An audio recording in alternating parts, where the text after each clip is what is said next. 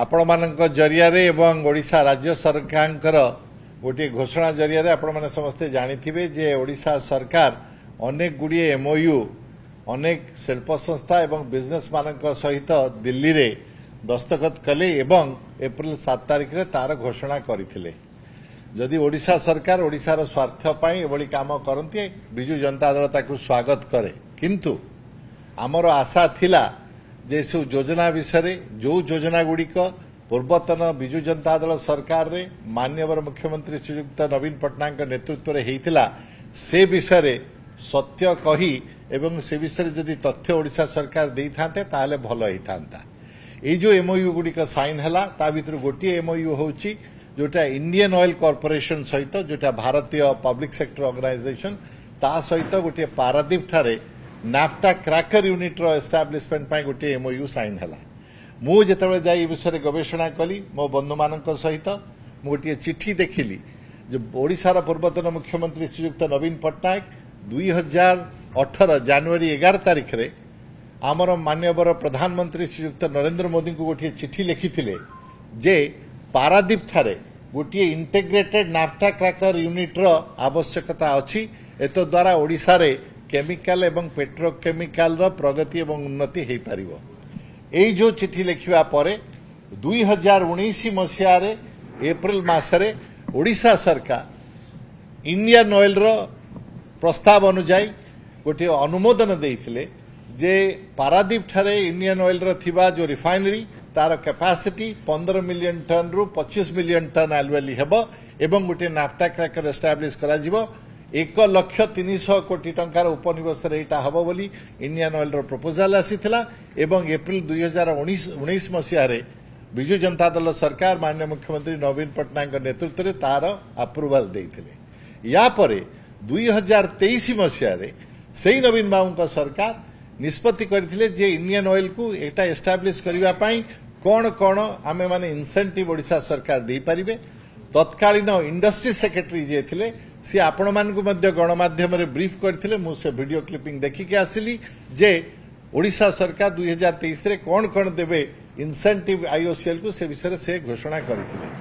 तेनु मु जहा देखुची यार अर्थ मु बुझी पारुनी जे आमर वर्तमान भारतीय जनता पार्टी रे ओडिशा सरकार नवीन बाबू करिथिबा काम को द्वितीय थर एमओयू साइन करी एबोली घोषणा करी काहे न कहउचंती जे एटा नवीन बाबूकर काम थिला। एटा मध्ये आश्चर्यर कथा जे ओडिशावासी को एबोली भ्रम धारणा काहे दउचंती जे जेभली की वर्तमान सरकार इंडिया ऑयल रो एक्सप्लोरेशन रो ए जो एक्सपेंशन रो काम पाई निजे सब करि पारिछंती। मोर अनुरोध रहिबो भारतीय जनता पार्टी रो ओडिशा सरकार को जे बारंबार रंग बदलैवा ना बदलैवा से एमओयू को द्वितीय थर साइन करने अपेक्षा नवीन बाबू का समय 20 वर्ष उपरे जेते टाइप रो एमओयू साइन होता धरतु आपण मानकर मन थी जेएसडब्ल्यू सहित होता बा ओटीएम वेल्सपन सहित होता एभली अनेक एमओयू साइन करते नवीन बाबू निज सरकार रे से एमओयू गुड़िकर परिप्रेक्षी में कौन काम होती तार इम्प्लीमेंटेशन कौन होची केते जल्दी हे परियो ए पाई कौन सरकार पदक्षेप नहीं जदि से विषय कहते ताले ओडिशावासी प्रति आश्वासन रहंता जे ओडिशा उद्योग क्षेत्र में प्रगति करुची। मोर आशा रहिबो जे एमओयू छाड़ी वर्तमान सरकार जल्दी आम मान अवगत कराइबे जे आईओसीएल रो ये जो प्रोजेक्ट अछि ये केते जल्दी इम्प्लीमेंटेशन हबो केबे कमिशन हबो केबे प्रोडक्शन आरंभ हबो एवं विभिन्न समय केते ओडियावासी को एठी चाकरी मिलिबो एटा जदि आम मान को जणाते तद्वारा आम माने आश्वस्त होंतु। एवं मोर बारंबार अनुरोध रही आपण मानकु जे ओडिशा सरकार जेतेबेले एभली घोषणा करुचंती तांको अधिका प्रश्न पचारंतु एथिपाई नवीन बाबू सरकार आगु कौन करथिले एवं आपण माने एक्जाक्टली अधिका कौन करचंती बा नुआ जिंस एथिपाई कौन करचंती सेति मोर आज कहबार कथा। धन्यवाद।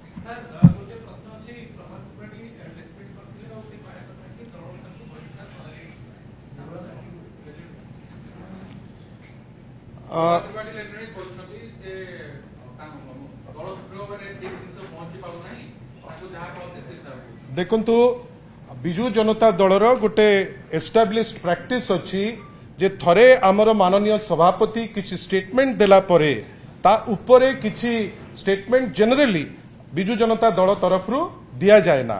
बट तथापि जेहेतु आपणकर कौतूहल अछि एवं या उपरे आपण प्रश्न पचारुचंती आमे आपणकर से प्रश्नर किछि आपण पाखरे किछि उत्तर आमे निश्चित भावे दबु बेली भाबुचु। सर तो अछंती अति सुंदर भावे आपनकु गोटे अति दरकारी इश्यू उपरे से आपनक संगे चर्चा कले।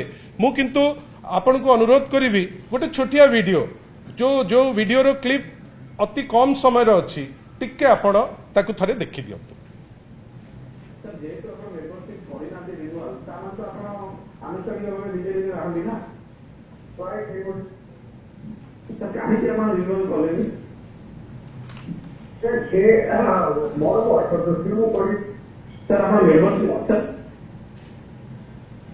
आपण भावंतु जे को स्टेटमेंट ता सत 2 मास तळे दिया जाइथिबा जो स्टेटमेंट आपण देखिले से स्टेटमेंट ता तांकर सत ना आजी दिन रे जहा कहउचंती से स्टेटमेंट सत।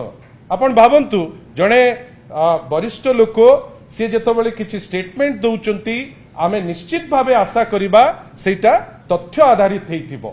से जेमिति तांकर माने किछि जिंस को लुचेइबा पई जाईकिरी आम माननीय सभापति उपरे किछि टिप्पणी देइचंती मु तांकर टिप्पणी उपरे विशेष किछि आमे कहिबार नाही किंतु आपन को गोटिए दीटा दृष्टांत देबी।